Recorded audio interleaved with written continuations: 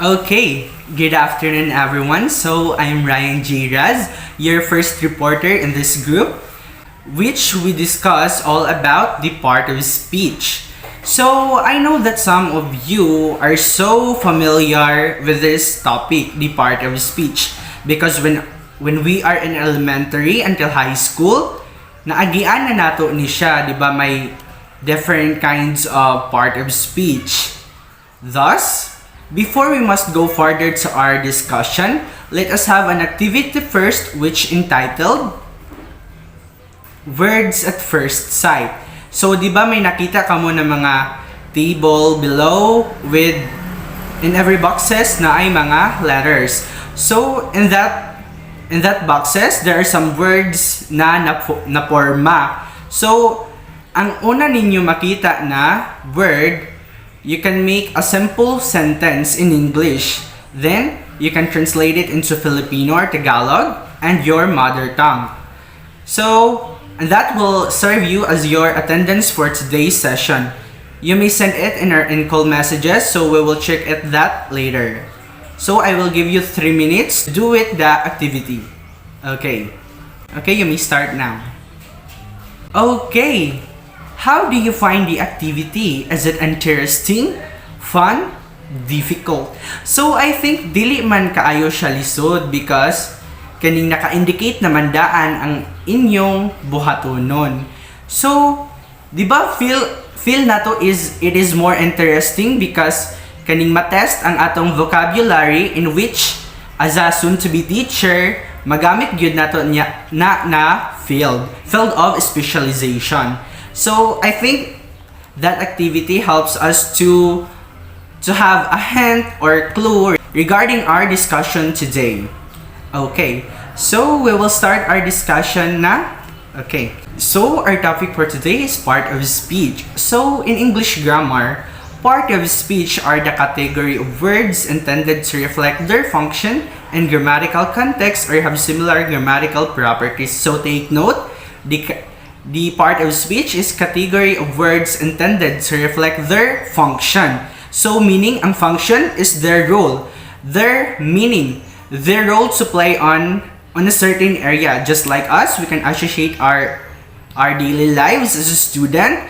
Our role is to play a student in which our role is to gain more knowledge, gain more information, to learn something, or to learn from teachers. The role of teachers is to teach us as much as possible, as much as they want.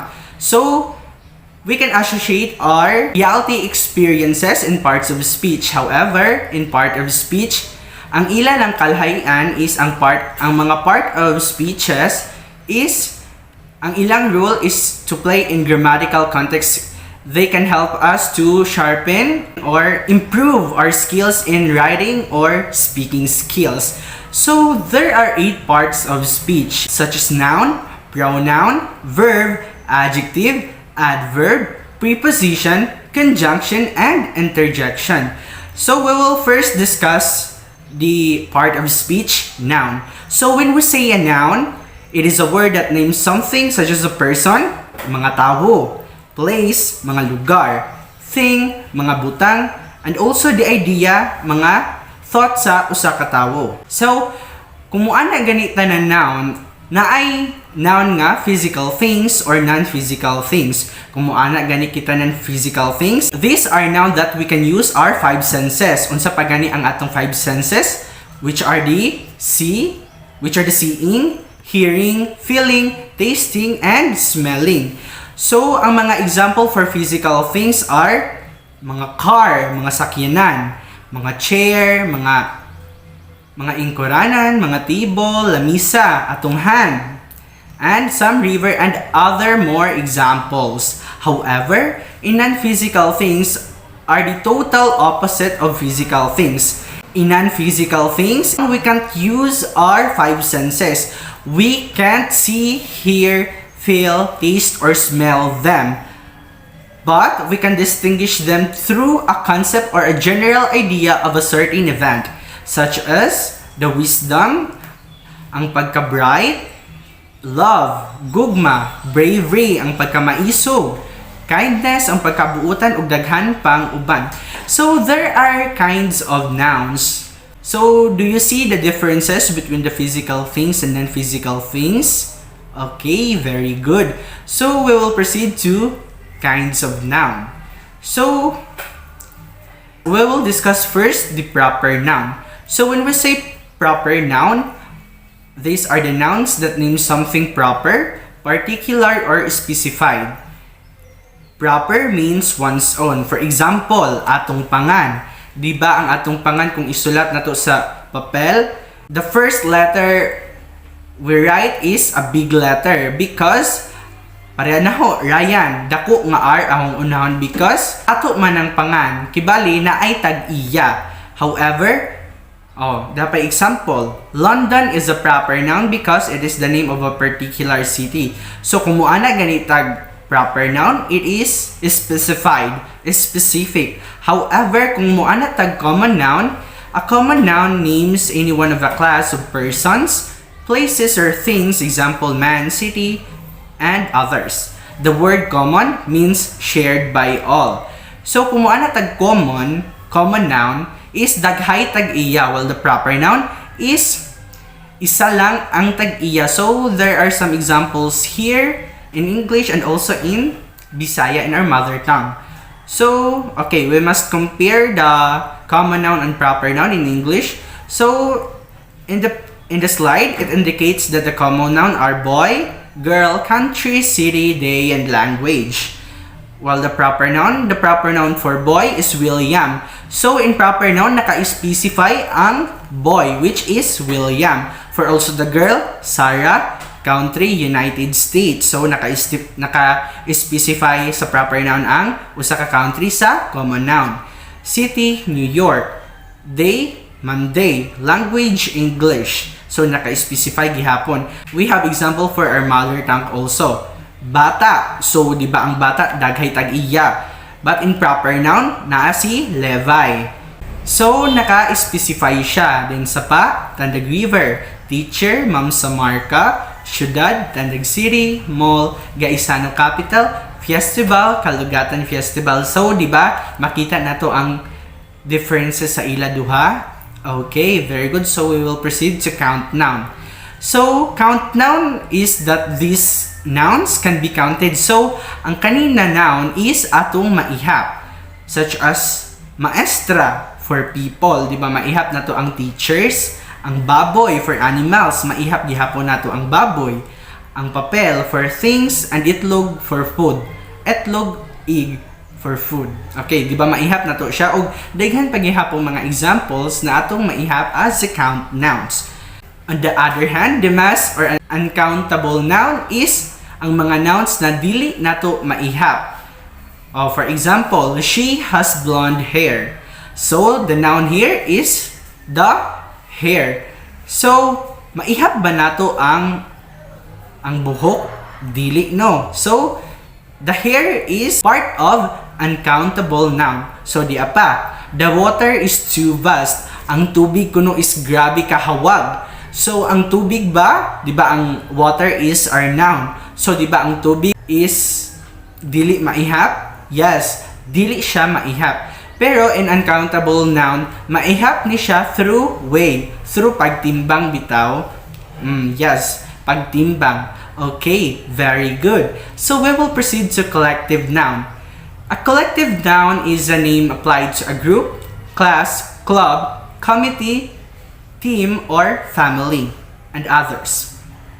For example, a basket of fruit, a bowl of rice, pundok sa amigas. So there are also some common collective nouns that we are so familiar with, such as the pack of wolves, schooling of fish, and flock of birds. So that's the collective noun. So we will proceed to material or concrete noun.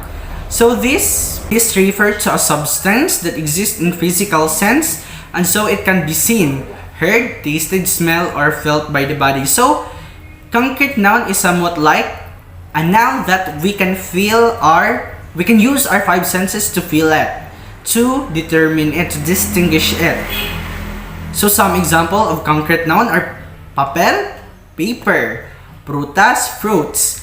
Oh, we can use our sense of taste in prutas kay atong tilawan. Ang bola mahawiran, ang gunting scissor mahawiran ug makita.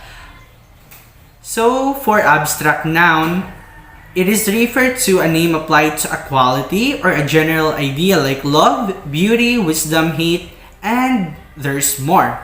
So for example of abstract noun is, okay, kung muana kita ng abstract noun, it is the general thought, general idea ng mga noun like moto ang mga love, beauty, kibali. We can use our five senses to distinguish it as a noun. Okay, we can use our mind and understanding while determining the abstract noun. So it is a general idea, right? Yes, very good. So some example here are, honesty is the vital element of a success. So our abstract noun here is the honesty. Pagka matinod, anon.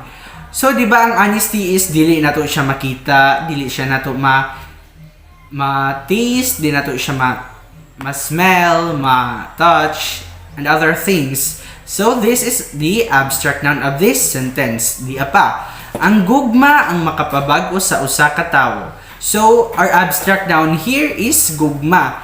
It is the same with the case with honesty. We can use our five senses to distinguish it.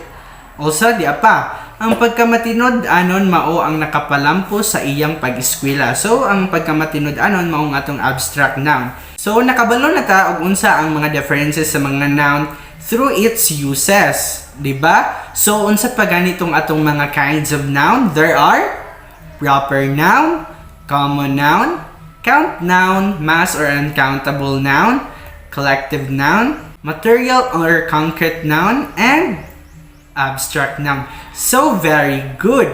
So mauto siya ang pinakauna sa part of speech. So we will proceed to pronoun. Okay, so the second part of speech is pronoun. Kung muana gani kita ng pronoun, it is the short words we change for other nouns to make our writing and speech more varied.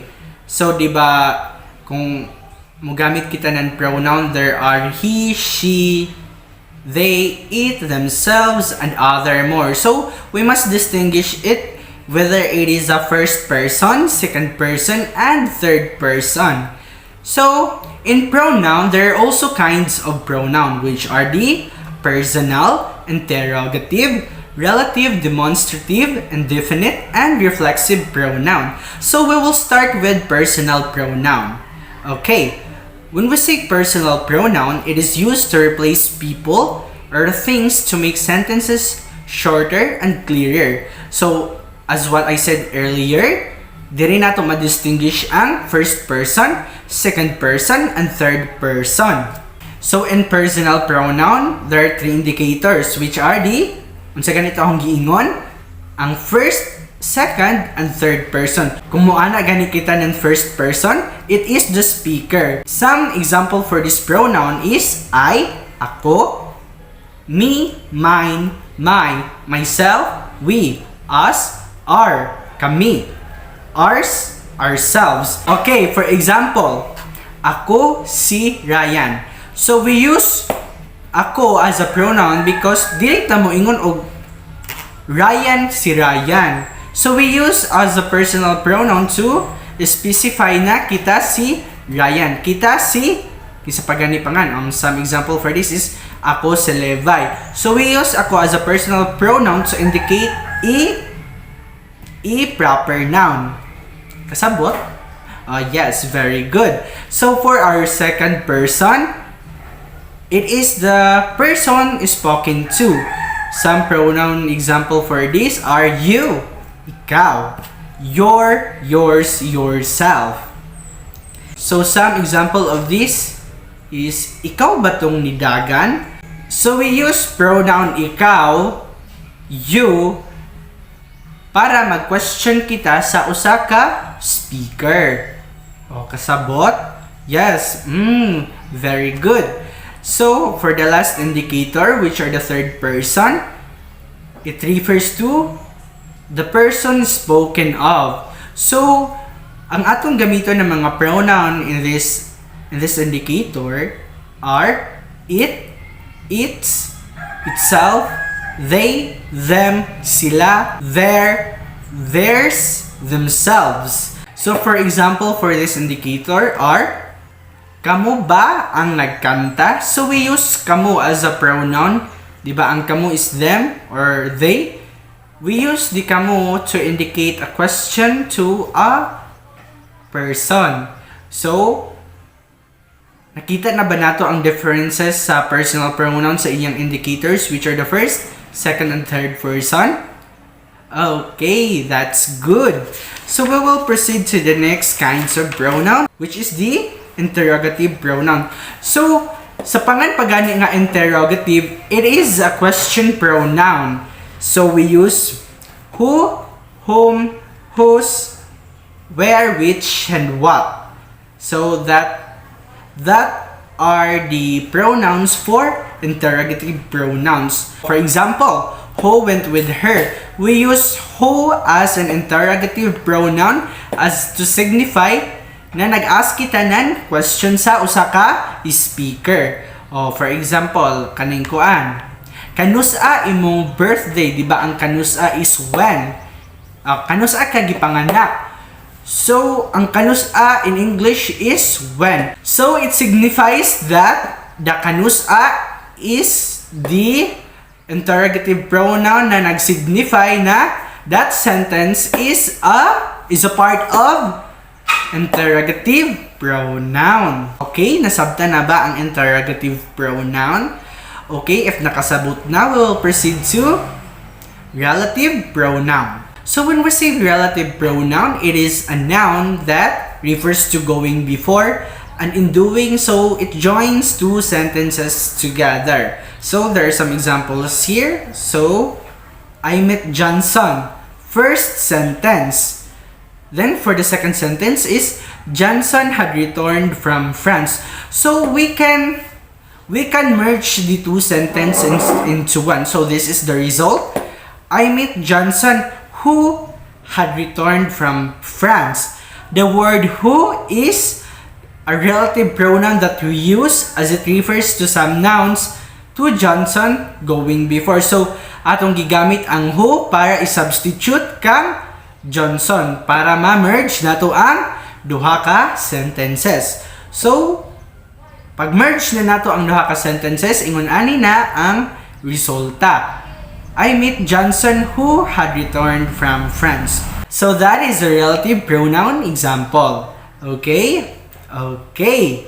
So for demonstrative pronoun pronouns point out the subject, take note, point out the subjects to which they refer.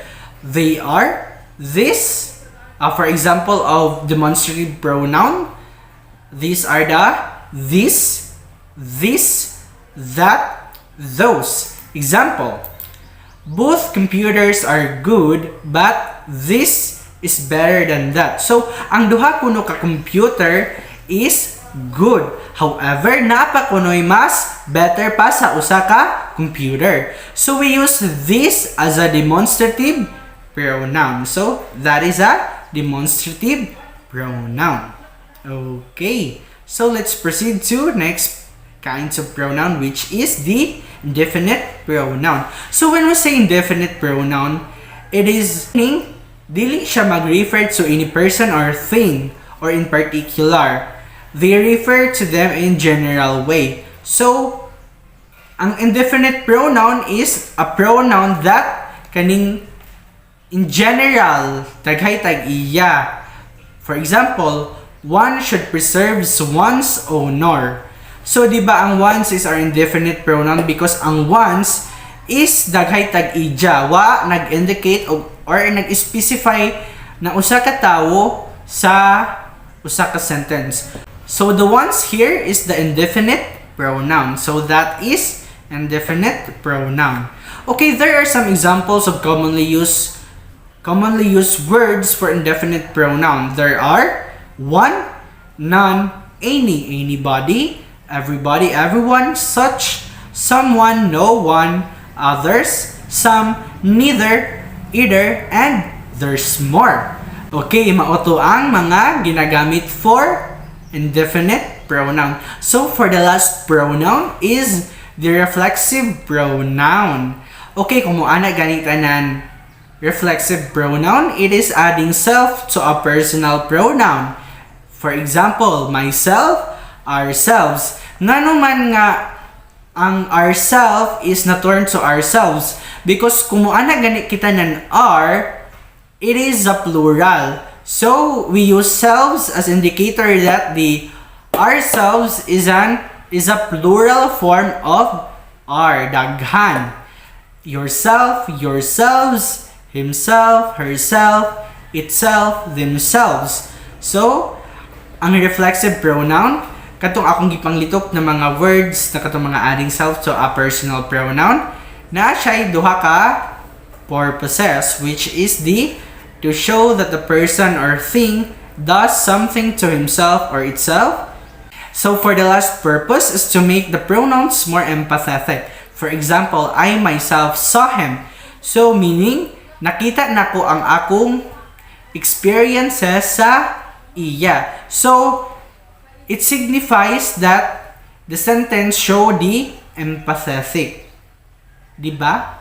Then, in the said sentence, we use myself as a reflexive pronoun. So, those are the kinds of pronouns. So, we will go back for the kinds of pronouns. So, atong ilitok sila tanan. So, unsa pa ganito?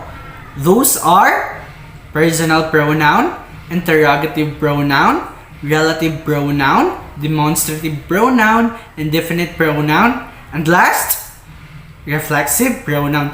So, ma-determine na nato unsa ang ilang differences and uses. So, we will proceed to the next parts of the speech, which is the next reporter to discuss it.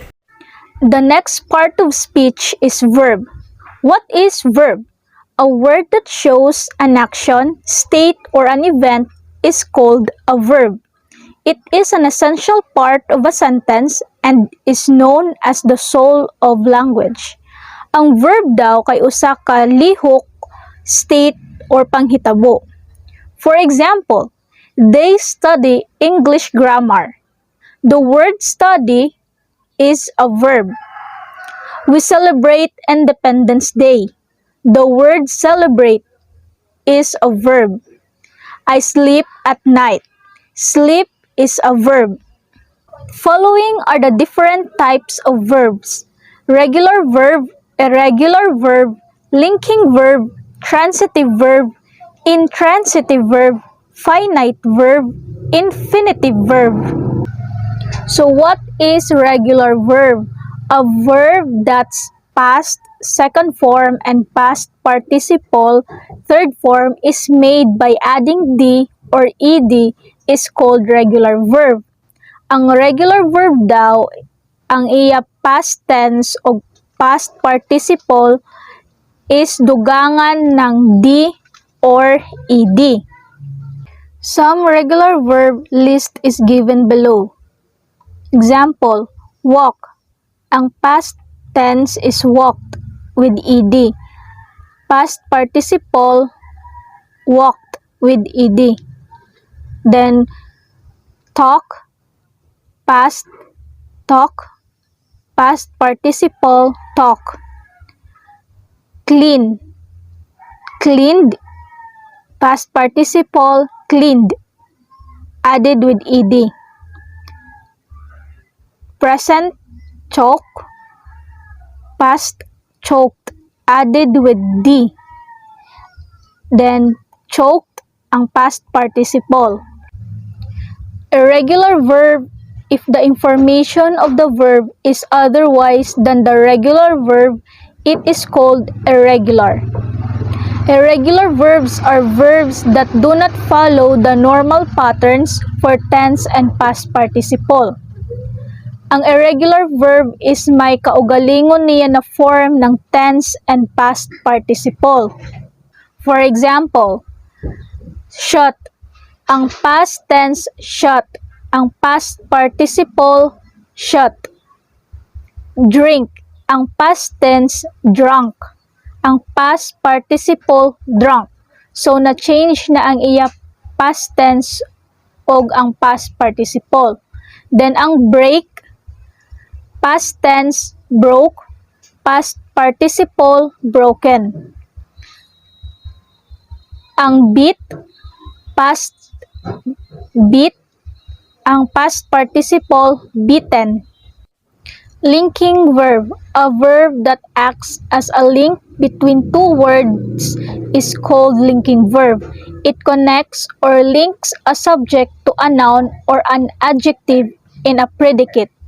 Ang linking verb mao ang mga verb nga nagsilbing connection sa usa ka hisgutanan o dugang nga impormasyon mahitungod sa maong hisgutanan. Wala sila gipakita na aksyon pero ilang gisumpay ang subject sa ubang bahin sa sentence. Linking verb list. Appear, look, sound, become, taste, seem, feel, turn, and grow. Example, he remained silent. The word remained is the linking verb. The matches are full of sticks. Are is the linking verb. Transitive verb. A verb that needs an object to complete itself is called transitive verb. It is called transitive because it passes its action from subject to object. Gitawag ko na ini na transitive tungod kay gipasa niini ang action gikan sa subject ngadto sa object. For example, the boy kicks the football. Ngadi, ang verb kay kicks. Then, ang object, football. Ang transitive verb is kicks. Next, he loves his mother. Loves ang transitive verb, tapos mother ang object. Usually, no preposition is used after transitive verb. Now see another example. The servant cleans the floor. Ang action nga gipaila sa verb nga cleans, gikan sa nagbuhat ang servant ngadto sa usa ka object, floor. So, the verb nga cleans gitawag nga transitive verb. Intransitive verb, a verb that doesn't need any object to complete itself is called intransitive verb. It does not pass its action from subject to the object. Dili kini mopasa sa iyang action gikan sa subject ngadto sa object. For example, the girls sleep. Ang girl is the subject, sleep is the verb ug walay direct object ngadto sa verb. He died in an accident. He ang subject, died ang verb. Another example, we sleep at night. Ang action na sleep, wala gipasa sa nagbuhat, we, sa bisan unsang object. So, ang verb na sleep, gitawag nga intransitive verb. Finite verb. Finite verbs mean those verbs which can change their form in accordance with the subject. It defines the time, past or present, and the subject. It tells you who is doing the action and when it is being done. Ang finite verbs nagpasabot sa mga verb nga mahimong mag-usab sa ilang porma sumala sa subject. Gidefine niini ang oras, kaniadto o karon ug ang subject. Gisultian kaini kung kinsa ang naghimo sa action ug kung kanus-a kini gihimo. For example, I eat rice. He eats rice. They eat rice. I am a student. He is a student. They are students. Infinitive verb. An infinitive is a verb which has to before it. It shows infinite action when is used at the beginning of the sentence. Ang infinitive verb nga adunay to sa una niini, nagpakita kini nga walay kinutuban nga action kung gigamit sa sinugdanan sa sentence. For example, to see is to believe. To be weak is miserable.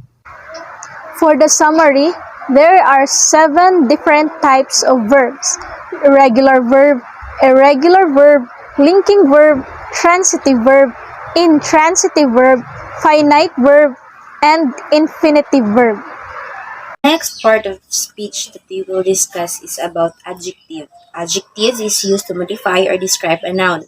We use adjective to add something to the meaning of the noun.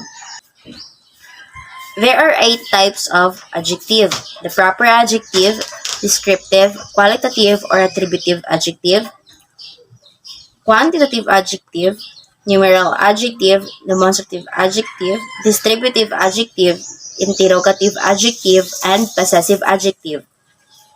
Proper adjectives derive from a proper noun. Kaya ang proper adjective is gikan na sab siya sa proper noun, which is, for example, mula ang kita nan Indian. Indian is ang proper adjective. Ang proper noun sa Indian is ang Indian na word. So, kung tanggalan mo itong N sa Indian, mahimo siya na proper noun. Pero kung idugang mo itong N letter sa India, mahimo siya na adjective or proper adjective. Kay ang Indian, amo man yaon siya ang ikuha na siya gikan sa proper noun na India. Next is ang descriptive, qualitative, or attributive adjective. It is the one that shows what kind and quality of a person or a thing. Kibali, ini siya na adjective is iya gi-describe kung uno-uno yaon siya na pagkatao or uno-uno yaon siya na butang. For example, mula ang kita nan, a brave person. Diba? Uno siya na pagkatao, brave. Tapos mula sa, a beautiful child. Uno siya na bata, gwapa ba or taro. So, beautiful man ang niya gilaon. So, beautiful and child. Tapos, a careful mother. So, ang mother is careful. Igo na ganyan siya describe sa isa ka tower, sa isa ka butang. Next is ang quantitative adjective. It shows how much or quantity of a thing is meant. Kabali. Tapos, kuan sab siya, it always followed by a singular material or abstract noun. Kabali, for example, malang kita na, I did not eat any apple.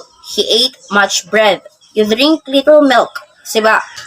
Hal sa example na, he ate much bread. So, pila ka bukan niya yung kaon na bread?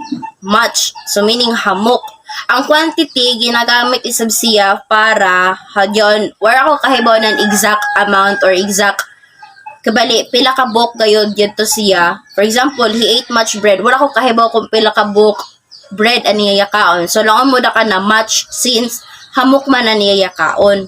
So, ang quantitative adjective, kabali, iya gi-describe kon pila ka buok, uno ka hamok, an isa ka butang, or an isa ka butang on ang mga tao. Next is ang numeral adjective. Numeral adjective shows the number or serial order of persons or things. Tapos, may duha ka classes ang numeral, which is ang definite numerals o ang indefinite numerals. Ang definite numerals, amo yon siya yaton, may tulo sab niya ka klase. Ang cardinal, ordinal, o ang multiplicatives. Ang cardinal is amo yan mga 1, 2, 3, 4, 5, and so on and so forth. Ang ordinal is amo yan to ang mga yung ito niya ka first, second, third, fourth, fifth. Yung ito niya ka order siya or ya ka cluster, ya ka sequence na balik. Kasagaran sagod makita ang ordinal na definite numerals sa mga yon steps, di ba? First, yukuan, amo yon. And then, second, dapat amo ini ang himuon. Ang third is amo ini ang himuon isa mga ingana, di ba? Makita yung kasagaran nato sa mga steps adyan sa mga cooking show, di ba? Mala sila first, first, imo na ay pasuon ang pan, imo na ay kuanon kung sa tama na ba niya kapaso. Second is kung paso na, butangan mo ng uwil. Mga ingana biton mga steps. Amon ang ordinal, magamit siya nganha. Then ang multiplicatives, magamit sab ini siya sa yaon sa mga dance steps. Makabantay ka mo lang ko na. First, single, double. Mga ana na mga countings, di ba? So, ang multiplicatives is amo ito mga single, double, triple, quadruple, and so on and so forth. Mga ing-ana. Then, ang ikaduha na numerals is ang indefinite. Which is, ang indefinite is dili siya naga-show or do not show exact number at all. For example, wala kita na some, enough, none, many, few, several, ba, often, ing ana. Di ba wala na to siya makita kung pila ka buok or ano siya ka hamok, hadyan. Di ba, mo lang nakita nan. There are some classmates out. There are some students who do not participate in the class. Mo lang kita nang yaon. So, ang niya pasabot is, yoy iba na estudyante ang dili mag-participate sa klase. Wala siya maglaonan, pila ka buok ito na estudyante. Ang indefinite numerals is, dili siya maglaong kung pila gid ka buok or ang pila ka buok ang exact na counting or numbers. Demonstrative adjective is the one that points out which person or thing is meant. For example, this boy, that person, those men. Yaon ang mga words. Ang demonstrative na mga words is yatong this, that, those, o this. Yaon sila na mga words. Amuan, demonstrative adjective. Ang demonstrative adjective is amo yan siya ang kibali ang galaong kung diyan sa nakita this boy, yaon siya na lalaki. Yun. That person, yaon siya na tao. Yaon. Those men, yadto sila na mga lalaki. Wala akong kita na yaon. Or kadto sila na mga lalaki, kani siya na babae or kani siya na lalaki, maon ni siya nga tao, kato siya na tao. Then, ang distributive adjective is one that refers to each one of a number. They are four in number. Each, every, either, or neither. For example, mula ang kita sa distributive adjective na kuan. Each one of you will bring pencil for the quiz. So, kada isa sa iyo, magdaka mo nan isa ka lapis or pila ka buok lapis para sa quiz. Amoy nan pasabot sa distributive adjective. Ang next is ang interrogative adjective. Interrogative adjective is used to ask a question. Simple na sayon siya ka masabot na sa. Ang interrogative is, di ba, mag-ask na siya ng question. Ang magamit ang what, when, where, how, og, which. Yun siya na mga wordings nan sa interrogative. Ito ni makabuok. 4W og 1H kay ang H how. For example, whose pen is this? Kansino ini ballpen? And then, what book is that? Uno ni siya na libro.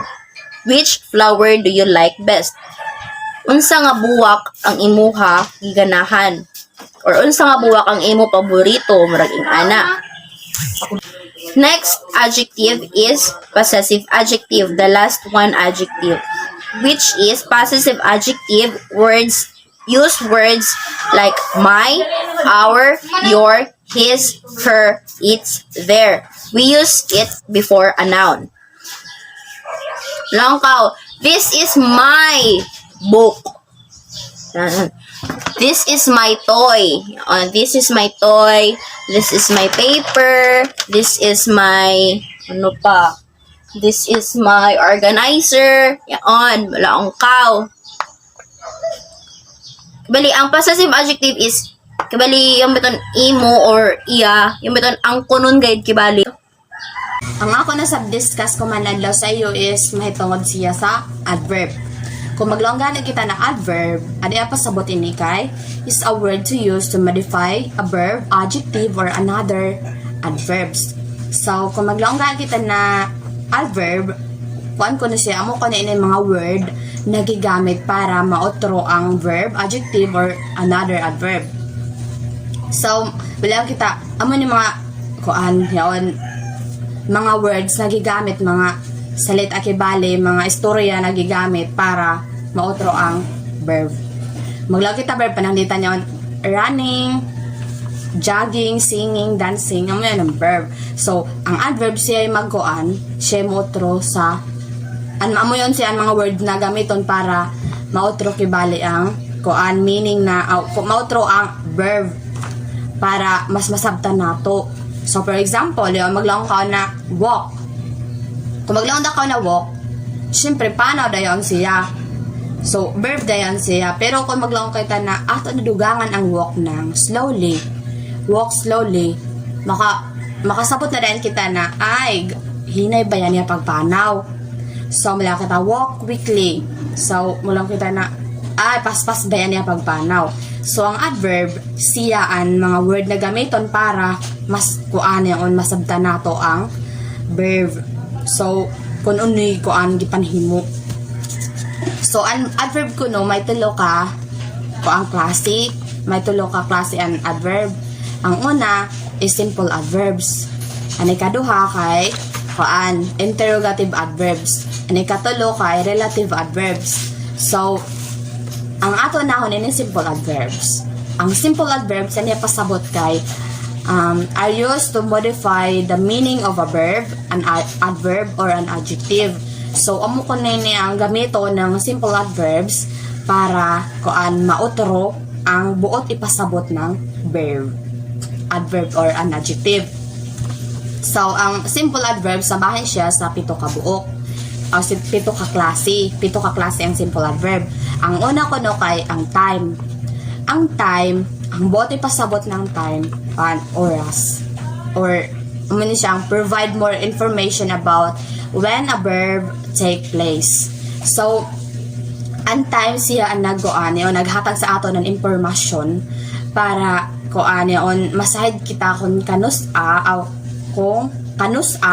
nahitabo ang verb. Kung kanus-a hitabo. So, kung magkuan kita, ang the main adverbs ko na time is now, then, before, since, ago, already, soon, and etc. So, an example nan ko time, kay ini, I completed my task today.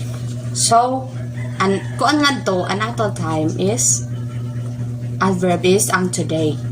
So, lang niya, I completed my task today. Nahuman ko ang ako trabahoon, kumana adlaw. So, kanus aniya nahuman na niya iya mga trabahoon, kumana adlaw. I completed my task today.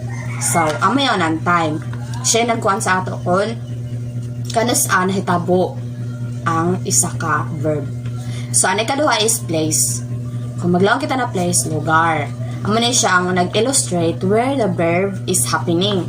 So siya ang naghatag sa ato ng kuan kung hain na hitabo ang verb. Hain na lugara. So, ang main adverbs ko no ng place is here, there, hither, there, thither, in, out, without, above, below, outside, far, near, and etc. So, kuan an example ng kuan place is I'll stay here.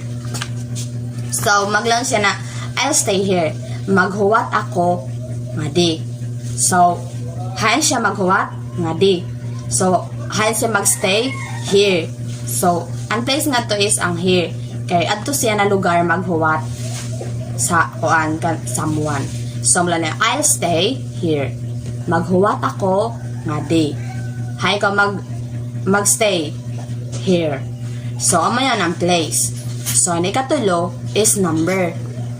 Ang bote pasabot na number, aman siya used to show number of action of the verb in a sentence. So siya ko no ang number ko no ang gamiton para iton mapakita sa ato kung kapila na hitabo ang isa ka kapila na hitabo ang gihimo nan isa ka adverb nan verb I mean. So maglaong kita na main adverbs na ninin number is once, twice, thrice, again, seldom, never, sometimes, always, often, and etc. So, amin ito siya main adverb. So, an example na nini number, kay laong, I shall not go there again. Ang ato number nga to is again. So, wala na siya, I shall not go there again. So, dili na siya nga tumubalik o true.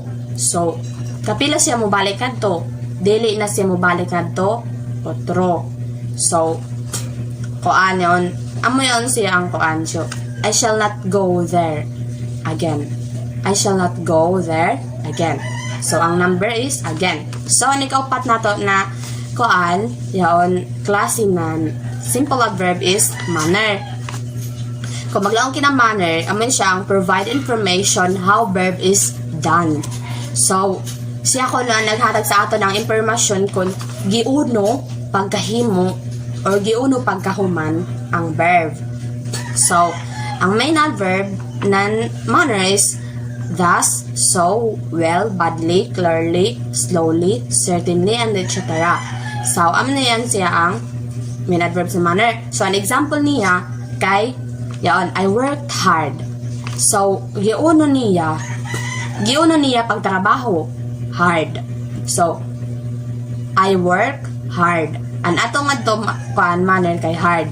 Kay, nagtrabaho ko na siya nan grabe. Yaon, kuan ba, yaon, grabe gid niya pagtrabaho, yaon, sa hard gid siya. So, I work hard. An ato man nga to hard. So, nagtrabaho siya, nagwork siya, hard. Amo yan manner.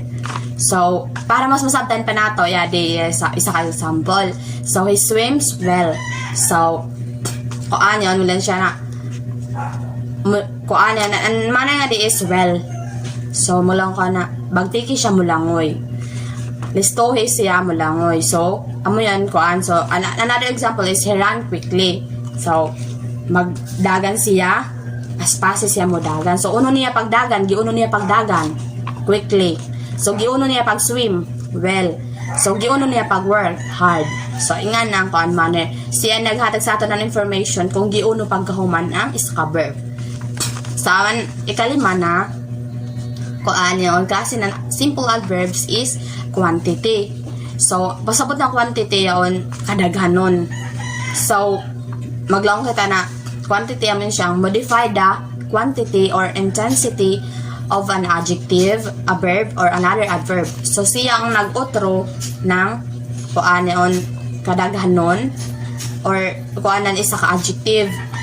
Ang main adverbs na ining quantity amin yan very, much, to, quiet, almost, little, rather, and etc.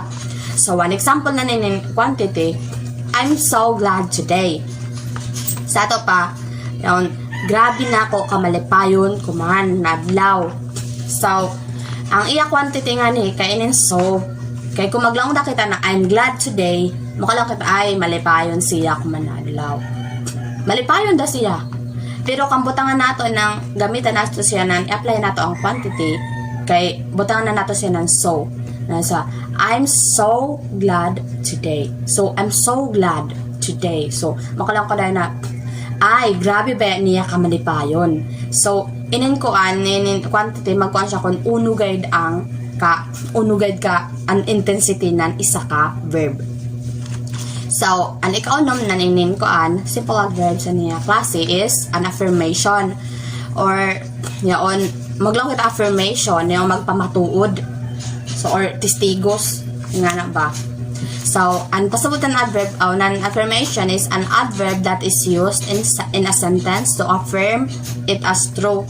So, inin affirmation, siya ang magkuan, adverb na maggamiton sa isa ka sentence para kuan ko no iton magpamatuod kung tinuod ba or dili ang isa ka ang gihimo ng isa ka verb. So example, ang main adverb bayanan in an affirmation is yes, no, not, may, not at all, by all means, and etc. So ang kuan ko no ang main ang example na in affirmation is mulang kita, I do not like her. So lang ka na, dili ako ganahan sa iya. So an iya ko an na yaw ang iya adverb affirmation kay kuan ang not. Kay kung maglaon na kita, I do like her, so giganahan ka, pero inisiya butangan niya ng I do not like her. So giganahan ba siya sa iya? Wa siya ganahin. So I do not like her. So amen sa affirmation. Si ang gigamit sa sentence para makuan kun tinuod ba ang isa ka verb. Siya nagpamatod, testigos, or magpatibay lang pa sa Tagalog. So, number 7, ang pinakalas na kuan yung klase ng simple adverbs is ang reason. Reason or rason. Kung maglang ka ng reason, Words used to tell the reason behind the happening of particular occurrence. So, ang reason ko no, siya ko no ang gigamit para kuan maistorya ang kuan rason luyo sa mga nahitabo sa isa ka kuan luyo sa mga panghitabo. So siya ang naghatag ng rason sa nga luyo sa mga nahitabo na niyaon na verb. So maglaong kita na reason na niya main adverbs, hence, therefore, however, and etc. So maglaong kita amo da siya amo da mag-conclude ka ba ang bengana. So example, yaon, I therefore left the city. So ini amo da ni siya nan, for example, nag-adto siya sa kuan lain na lugar, tapos kuan yaon nakatagpo siya nan someone ngadto sa gawas, tapos yaon gusto na nila mo settle down, gusto na nila ngadto na amuhuya sa kibali sa Switzerland. So kuan naglaong dayon siya after na niya o naglaong dayon siya na I therefore left the city for good. So biyaan na gid nako ang city for good. So in therefore amo ini siya ang reason nga na sa adverbs kay siya ang nagkuan sa ato kon kuan yon na amo din nagkuan nag-istorya na gid siya na naman yan niya biyaan na nako ang ato city for good. Biyaan na niya. So kuanan amo da siya nan gakuan siya kun unoy nahitabo. So amo ito ang 7 types ng simple adverbs. So ngadi kita sa ikaduha na type or klase ng adverb, ang interrogative adverb. So maglaong kita na interrogative adverbs, amin siyang are used for asking questions. So ini kon mangutan na ka, ini interrogative adverbs dapat ani mo gamiton. So, ini siya, for example, sa place. Unay dapat imo gamiton na pangutana sa kuan kunya gusto mo mangutana sa about sa place. Maglaw ka na. For example, where are you going? So, kung mangutana ka nan hain ka pasingod. Syempre, ang ito bag kung hain siya na place mo adto. So, may bawan mo na. Kung amo yon na mga nakuan, yon adverb, interrogative adverb anong gamiton. So, maglaw ka na kuan nga disab sa time. So kung gusto mo mahibaw kung kanus makuan yon something yon may mo gusto ipangutan kung kanus maglang ano mo gamiton is when will you go, mga word na when. Walang ka na kuan yon kanus ka magadto. So syempre ano ito pag yon moadto ako kuman Bernice or ngayong gabi So amo yon na kung gusto mo mangutan amo yon yung gamiton mo sa about sa time. Maglang ka when. Tapos maglang kita sa number na sa kita. Maglang kita number, how often do you get there? So, ang pas Tagalog, gaano kadalas, gaano ka kadalas pumunta doon, kung kapila ba kita mag-adto-ngadto, kung permi ba kita mo adto-ngadto. So, kung ato, mangutanan ka na kita about sa kung pila ka buok, maglang kita na how na to gamiton, maglang kita na how often do you get there? So, mangulong kita na kuan, magtubag sa ganyan siya kung na kapila, kapila ka magatong-adto. So, magulong dadayan siya na lima or kaisa daw, dili na. So, yun ito bag. So, may bawa na to kung kapila siya mo adto. Gamit ang word na how. So, nga di sa kisa sa manner. So, how did you go?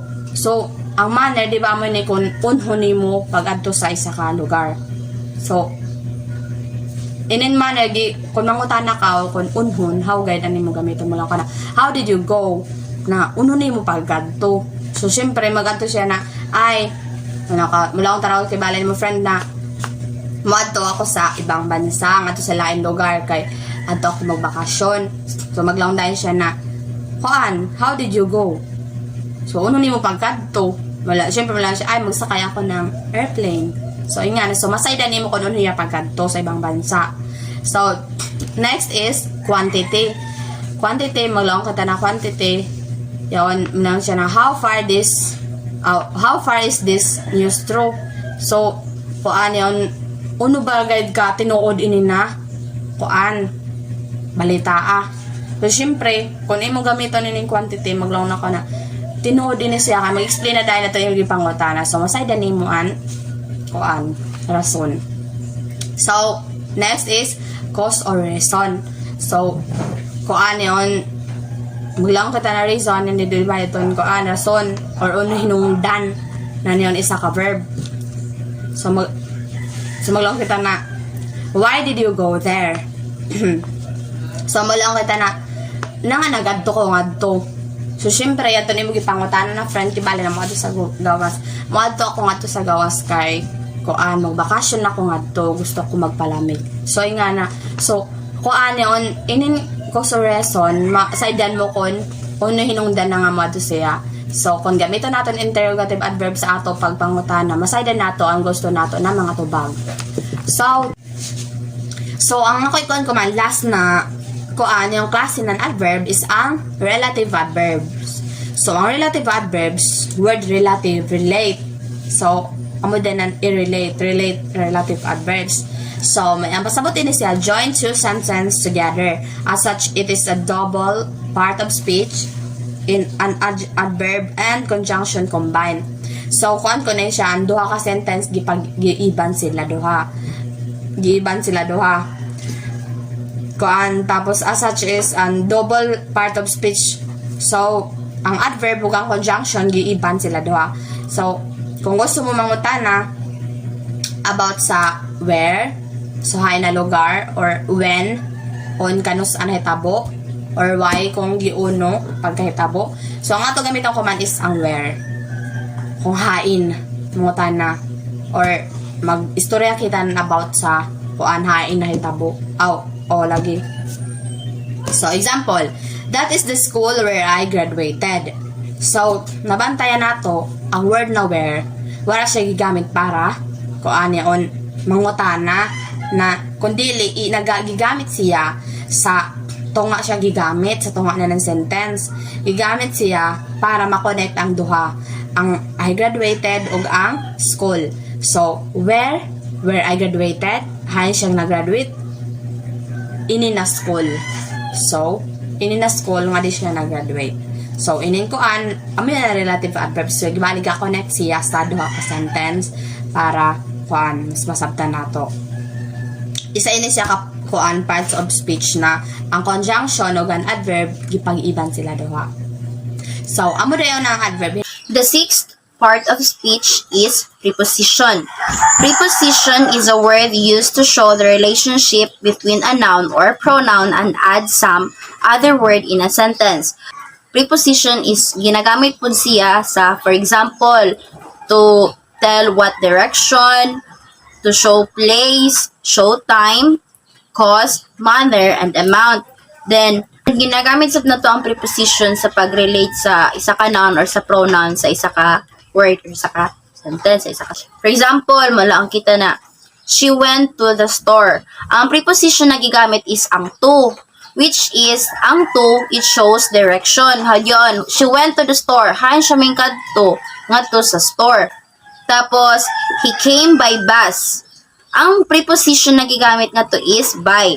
Tapos, it shows manner. So, the example is, they will be here at 3 o'clock. Ang gigamit na preposition is at, which is gapakita sa siya ng time. Kibadi, uno siya oras mo uli or uno siya oras mo abot. Alas 3 nan hapon or alas 3.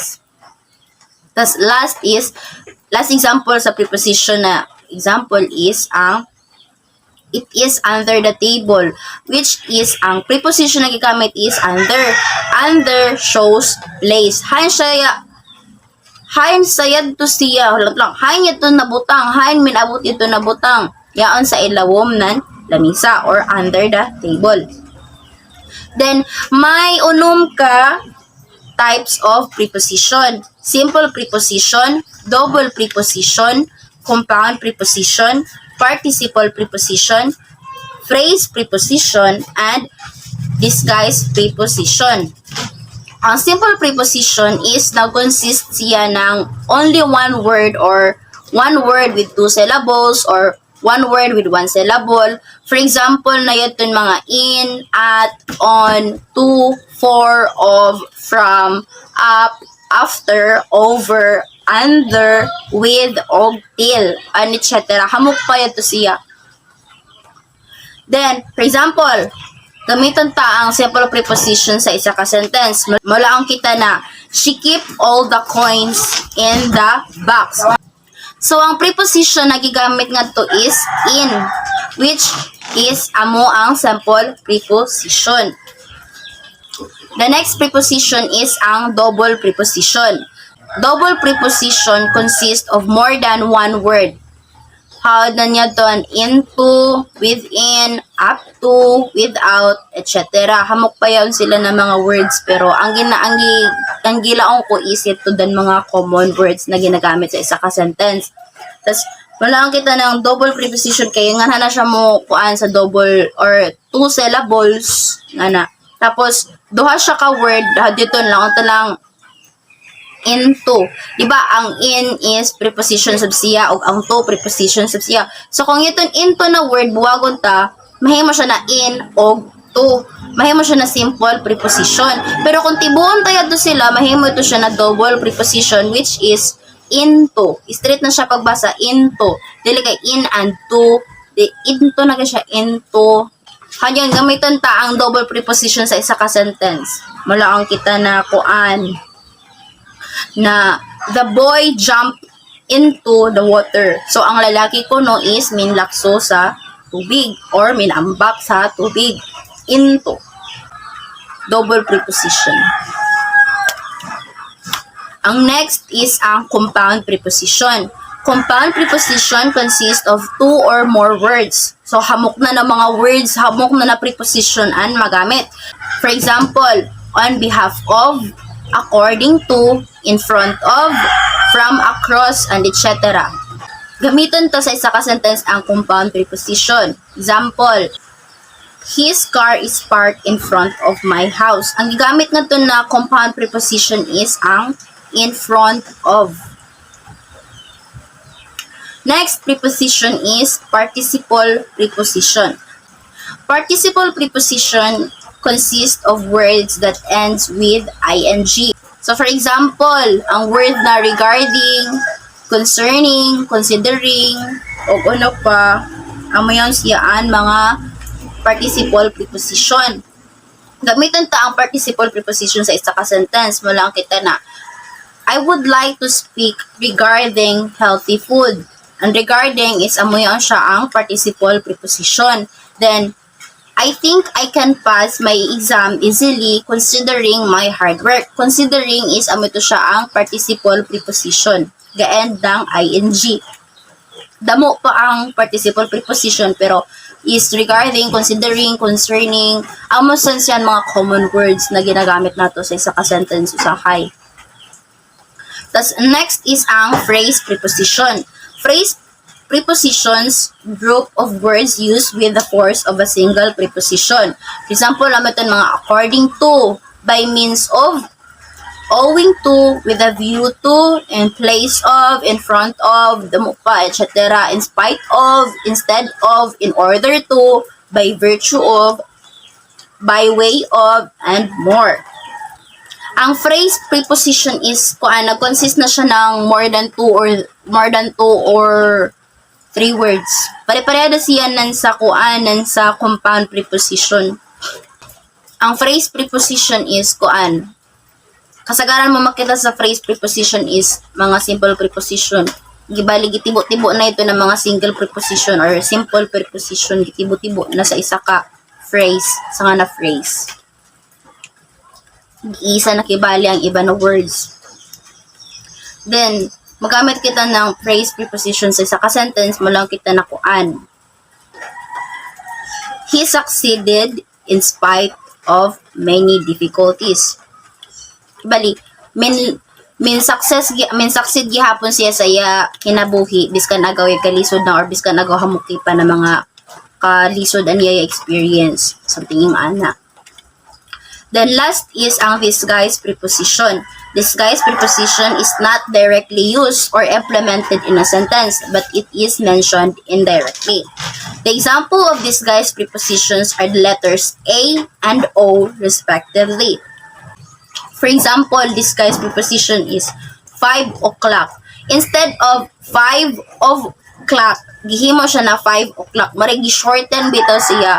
Tapos lang kita na on hunting. Instead on hunting, gilang siya na a hunting. And this guy's preposition is dili mo siya permanente makita sa isa ka sentence. Since lisod sab siya usahay i-distinguish kung kuan siya kung this guy's preposition or ono. Lisod-lisod sab siya usahay sabton kay bis ka nago different prepositions ang imo impanggamit pero kaysa nga na masabot mo da ang sentence so dili ko gid makalang na isa siya ka this guy's preposition. Nito nga. The seventh part of speech is conjunction. A conjunction is a word that joins two equal things together. Kini ang nagsilbing tulay aron magsumpay ug magkonekta ug taro ang atong baybay aron dili kini magputol-putol. Example: he bought a book and a pen. Nakonek na to ang book ug ang pen tungod sa conjunction na and. Another example will be: would you like to take tea or cold coffee?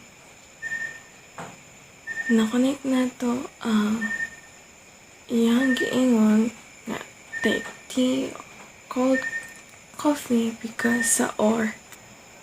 Same as pag moingon pagkag I invited him for a lunch but he did not respond. Kiimbitahan na ko siya og paniadto pero wala siya nagtupag.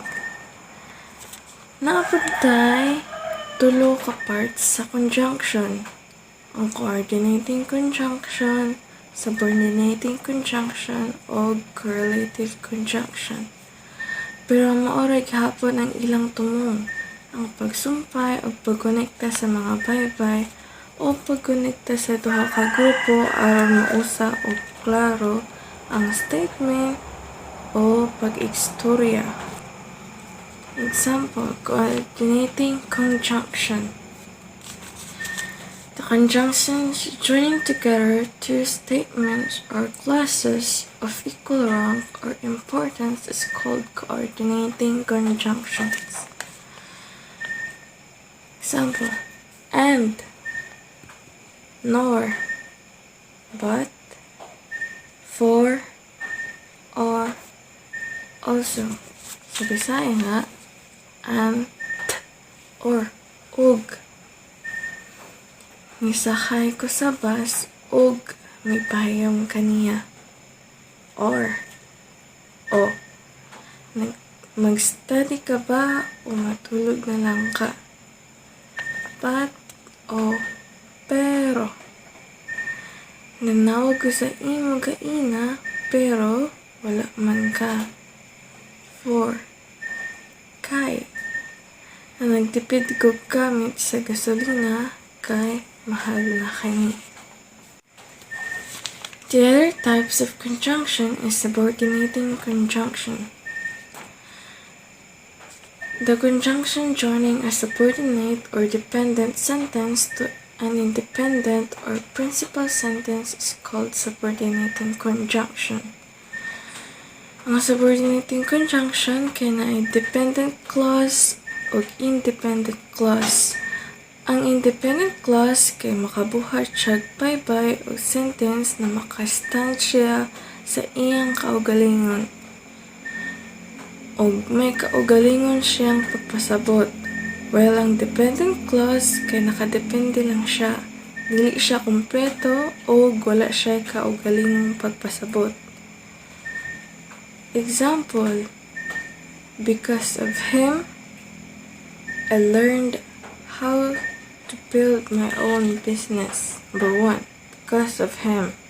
Number 2, I learned how to build my own business. Sa Bisaya, number 1, tungod sa iya. Number 2, nakabalo nako unsaon pagsugod sa akong kaugalingong negosyo. Number 1, because of him, tungod sa iya, is the dependent class tungod sa iya, because of him. Unsay naa dito? Wala, di ba? Ang number 2 means I learned how to build my own business. Nakabalon ako kung unsaon pagsugod sa akong sariling negosyo, kaugaling negosyo. Independent class, kay naay gipasabot, nakastansya iyag kaugalingon, naa siya meaning. Means, nakabalo siya ang saan pagsugod sa iyong negosyo. Nakatukod siya negosyo, kay kabalo man siya. So, that's subordinating conjunction. The last one is correlative conjunctions. Correlative conjunctions are similar to coordinating conjunction. So, correlative na ay pagkaparehas sa coordinating conjunction. Iyang rule kay patungod sa epekto kung unsay connection sa mga pares nga words equally or pantay aron hapsay o dili libog. Example, both Julia and John plays the chess. Both and. Pareho si Julia ug si John gadula ug chess. Pareho ug. Another example is neither nor. Dili ug dili. Dili si Julia ug dili si John gadula sa maong tula. Neither Julia nor John played the game. Another is not only but also. Julia not only plays the chess but also a strongest player. Dili lang gadula si Julia, pero siya pud ang kusgan kaayo nga magdudula sa chess. Interjection types or klase-klase ng interjections. Interjection of joy or delight. Kibali kung happy ka, kung nakafeel ka o pagkalipay. Kibali kung nadaog mo sa inyong dula.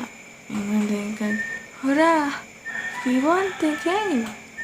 Or hurrah! Nadaog ta sa dula. Or kung nakita kag maanindot nga senaryo, makaingon din kag, wow, what a beautiful scenery. Or, wow, kaanindot sa senaryo. Interjections of greeting. Kung makigreet ka sa laing tao, kay nakita mo sila. Maingon din kag, hi guys, or hello everybody. Naabot tayo interjections of surprise. Kanang na-surprise na ka. Kaingon din kag, or hey. Kibali kung nakakita kag tao o nanalipay ka kay na nakikita ka niya, napaghigala ka, nakaingon din kag, I am pleased to meet you. O kung mangunta na ka, nagahas sila, hey, where are you going? Hey, asa ka padulong? Napagtay interjections of relief or relaxation. Kanang kampante o nakontento ka. Kung unsa imong gibuhat. Kibaling kanang naligo ka o sa maligamgam na tubig gikan sa bathtub. Diba relaxing kayo na? Makaingon din ka, the hot bathtub is relaxing. The next interjection is the interjection of approval. Kibali nag-participate ka, na-appeal ka sa mga program sa school, Like, kanang may kanta taraw ka. Tapos, nindot ka yung tingog. Nag-ingnan dahil ka sa imong teacher. O, well done. You have sung beautifully. So, napuri ka sa imong teacher. Kiingnan ka. Well done. Kaya na-aprobahan, nanindot ka o tingog. The next interjection is interjection of anger. Kanang nasako ka. Kibali, example, nasako ka kay wala, dili maayo o dili matarang ang imong bike. Makaingon ka, the bike is not working. Ang bike kay dili maayo, dili matarong. Diba? Nasako ta, makaingon ka, arc. Nabuntay interjections of fear. Karang hadlo ka. Makaingon din kag yikes. O depende sa imo ha. Makaingon ka, oh no. Example, oh no, I'm not gonna watch that movie anymore. Kay hadlok din siya mo nang di na ka matanaw. Kayong kag, oh no. Nabutay lain. Example, kanang magpa-renovate ka kibali sa inyong balay, pero wala kita di mo sa presyo, kaatrasan ka. Kaingan ka, the cost of renovation may cross my budget. Yikes! Ang bayad sa renovation sa balay kay nanglapas sa akong budget. The last interjection is interjection of sorrow. Kanang naakay gidamdam ng pagbati ng kasakit. Example, kanang nainamatyan sa inyo. Makaingon din ka, alas, he is dead now. Diba? Makabalik kang kaguol. Or kung kanang nasakitan ka, physically, sa imong lawas. Like, kung naay nasamad sa imong amiga, kaingon din ka, Elisa said, ouch, I cut myself. Ouch! Nasamad ko. Muna, interjections of sorrow. Mga pagbati o kasakit. Balikan ko ang interjection kay gapakita sa imong reaksyon o mga emosyon.